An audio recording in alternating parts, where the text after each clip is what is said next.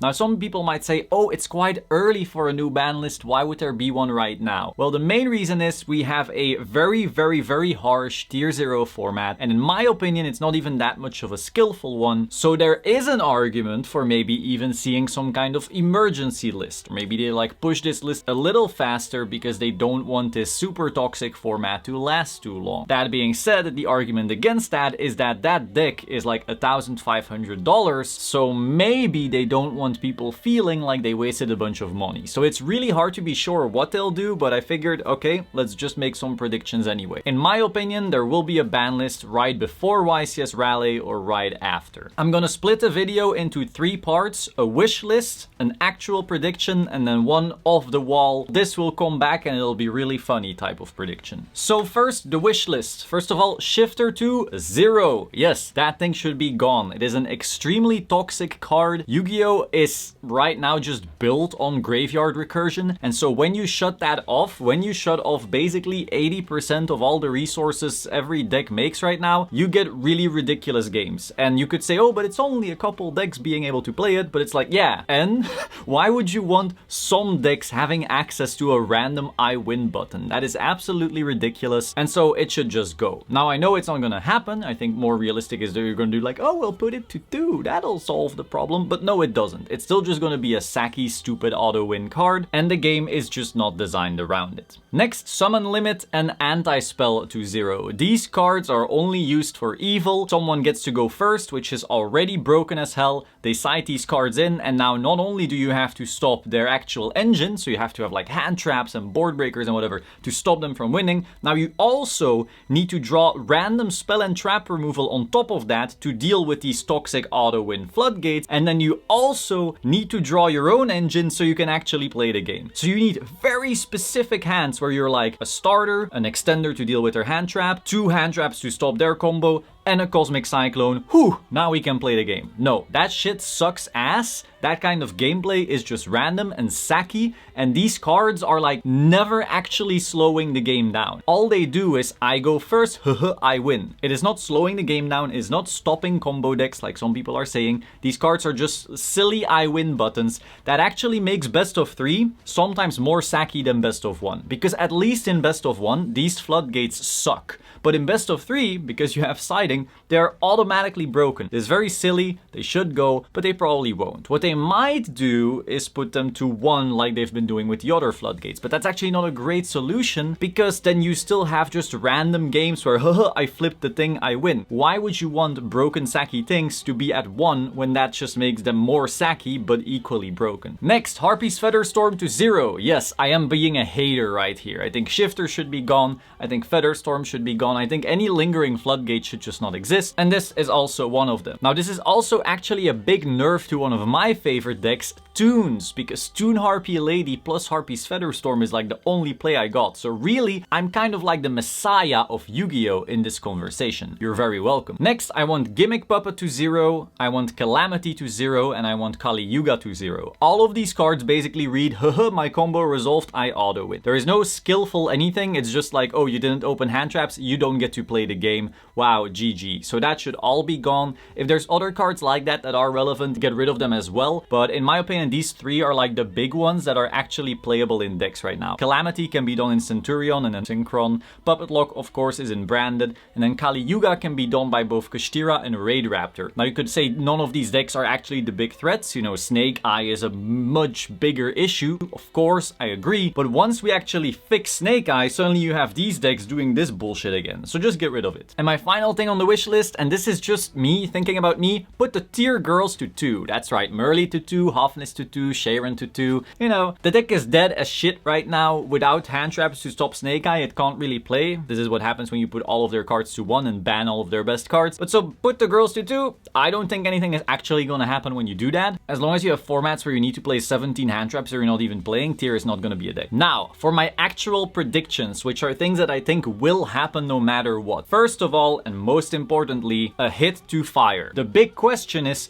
what hit? I predict that they are gonna do a hit to fire that does absolutely nothing. A really weak, silly nothing. If you look at pre-Phantom Nightmare format and you get rid of the Heat Soul Kashtira combo, the best deck was actually still Rescue Ace. Actually, like, we didn't really have Long in that format and we didn't have YCSs in that format, so no one really tried to solve it. We just had like a couple regionals and maybe an open here or there. But if that format had major events and people actually tried to solve it, in my opinion, Rescue Ace would have been the best deck even with Airlifter at 1. Now why? Because they only got a nothing hit. Now of course Airlifter being hit matters, but it's one of those hits where it's like a hit to consistency without fixing the fact that it's still like super high ceiling and plays through everything and bada beam bada boom. We saw something similar happen with Kashtira Unicorn to 2 a few months before that, and that is the type of hit that I expect to happen to fire decks as well. People are talking about, oh, you know, put Linkuriboh to 0. Whoa, put Snake Eye Ash to 1. Ooh, these are nothing hits. These are hits that, like, sure, your deck will be less consistent, sure, you will not be that happy, but there are other cards that are gonna help you with some consistency, and your deck ceiling is still the highest, and you can still play a billion hand traps, and you can still extend through virtually everything to the point where your deck will still be the best deck by almost the same margin. That is the type of hit that I think will be happening to Fire. Now, why do I think that? Because the ban list is mostly designed to sell cards, not to balance the game. And this deck has the highest amount of expensive cards we've seen in so long. I don't see them destroying this deck anytime soon. So while the correct hit is original Sinful Spoils and or Flamberge to 0, this would actually meaningfully impact the deck.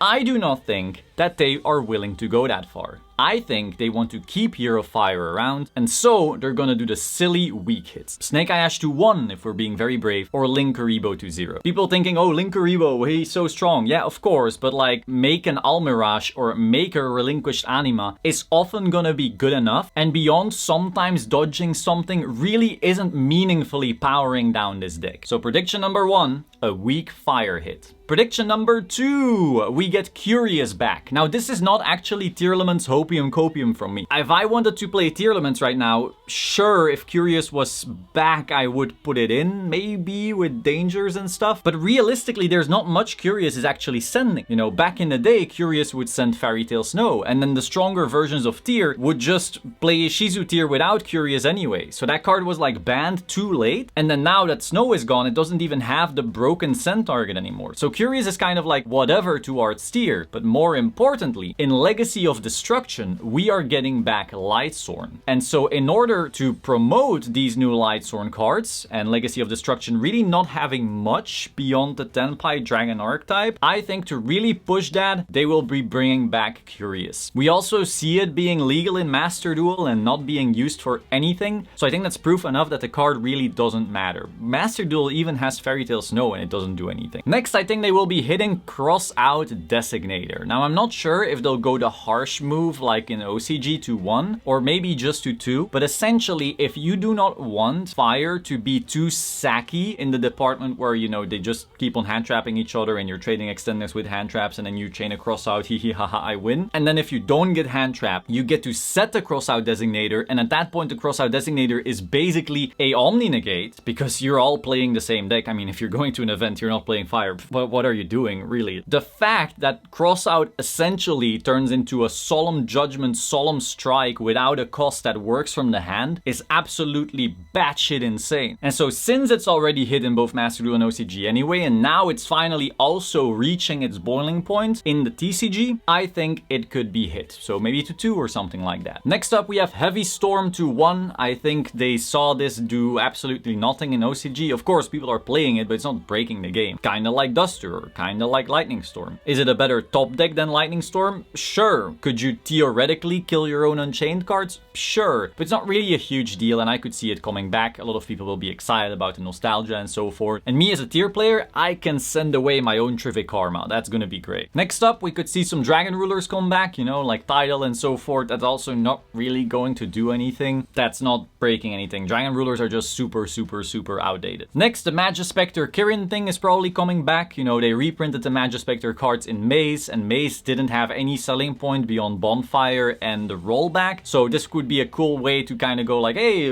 look, Maze now has more value because we have Magispector cards in there. And the deck really isn't that insane either. You know, some people might semi-cope that a bunch of the Fire King cards are targeting pops and a bunch of, you know, the Snake Eye board is like poppity pop on the with targeting, and then being able to not be targeted because a bunch of these Magispector cards have targeting protection. That's like cute. So that coming back will probably do nothing, and it will probably happen. Next, Harp Horror to 3. We saw it be fine-ish in the pre-Phantom Nightmare format. At 1, you know, it was a decent rogue deck, and a lot of people had their fun getting some nostalgia back. And I think it going to 3, sure, the Horus pile type of deck might get a little better, but it's really not breaking anything, so they'll probably bring it back to 3, kind of clean up the list a little. And then finally, the off-the-wall card to bring back, in my opinion, is Prank Kids Meow Meow Moo. This card, of course, is like a really crazy Link 1. And we saw Master Duel, I think, put it from 1 to 3 and it did nothing. Even at 1, it wasn't doing anything in Master Duel either.